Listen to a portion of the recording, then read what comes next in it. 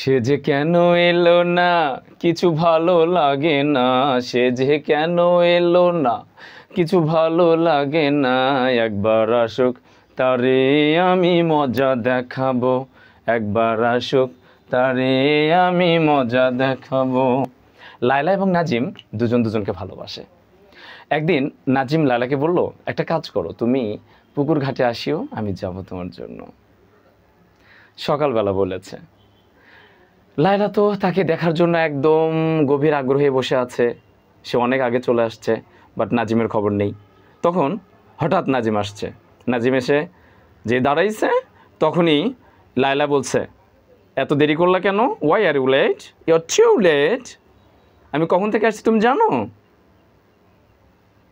I have been waiting for you for 2 hours. I have been waiting for you since morning. চলুন এক্সাম্পলটা দিয়ে ফেলি। তাহলে লায়লা কি বললো? I have been waiting for you for 2 hours. আমি তোমার জন্য 2 ঘন্টা থেকে এখানে ওয়েট করছি। এই কথাটি যদি আমি একটু অন্যভাবে বলি, একটা শব্দ চেঞ্জ করে, তাহলে কি হবে? I have been waiting for you since morning. আবার I have been waiting for you since morning. আমি তোমার জন্য সকাল থেকে ওয়েট করছি, আমি তোমার জন্য 2 ঘন্টা থেকে ওয়েট করছি। বলুন তো এই দুইটা বাক্যে পার্থক্য কোথায়?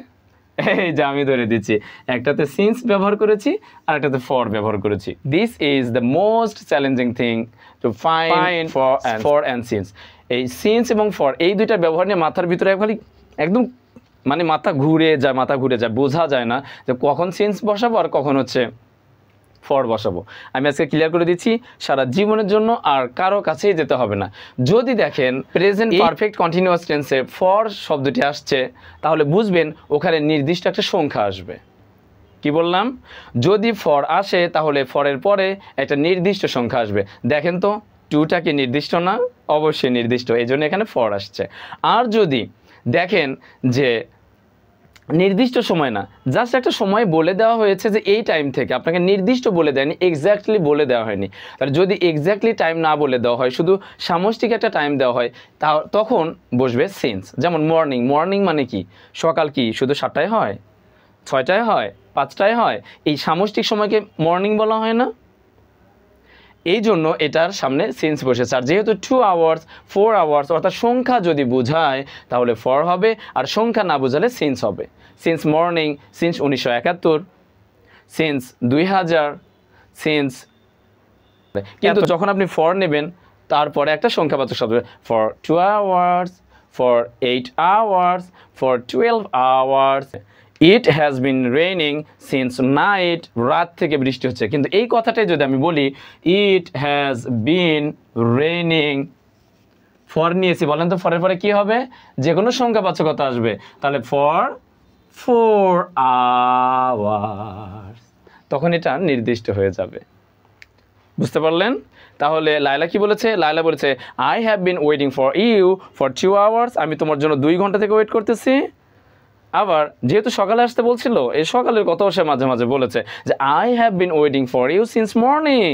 আমি তোমার জন্য সকাল থেকে ওয়েট করছি। জানো এখন বৃষ্টি হচ্ছে, ইট has been raining since night, রাত থেকে বৃষ্টি হচ্ছে, তবুও আমি তোমার জন্য এখানে এসেছি। It has been raining for 4 hours, 4 ঘন্টা থেকে বৃষ্টি হচ্ছে। Have you got it? Have you got it? Suppose আপনার জন্য কেউ একজন ফুল কিনেছে, এই ফুলটা আপনাকে দেবে, কিন্তু আপনি কাছে নেই, বহু দূরে আছেন। সেক্ষেত্রে সে তো কাছে তো এটা রাখতে হবে, তাই না? তো এই ক্ষেত্রে আপনি কি বলবেন? সে যখন আসবে তখন আপনি কি বলবেন? অথবা তাকে আপনি ফোনেই বলেন বা যে কোনো উপায়ে বলেন, তাকে আপনি কি বলবেন? I have been keeping this flower, I have been keeping this flower for you since our first meet at mobile or with mobile. আমরা যদি এখন স্ট্রাকচারে যাই, চলুন স্ট্রাকচারটা জেনে নিই। দেখেন সাবজেক্ট সাবজেক্ট সাবজেক্ট, তাহলে প্রথমে কি এসছে? Subject plus have been. আর একটা এই হ্যাজ বিনের একটা উদাহরণ দিয়েছিলাম, it has been raining since morning, তাহলে হ্যাভ বিন অর হ্যাজ বিন।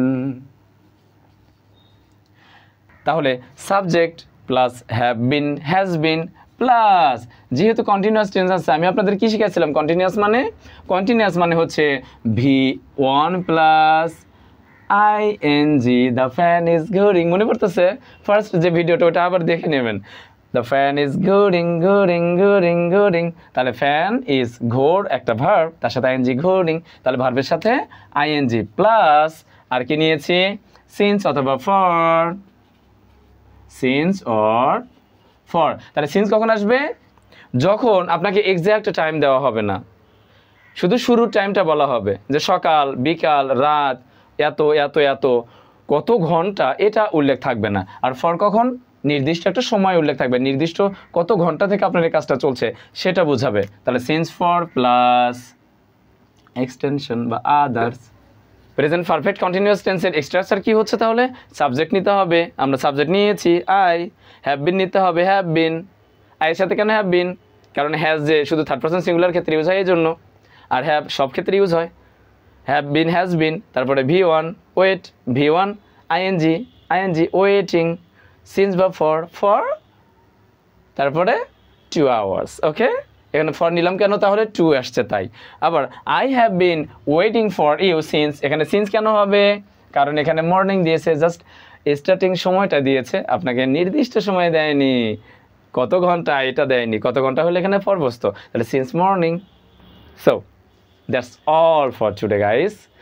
ভালো থাকবেন, সুখে থাকবেন। আর এই যে Saddam's Spoken Here, my YouTube channel, please support me and subscribe my channel.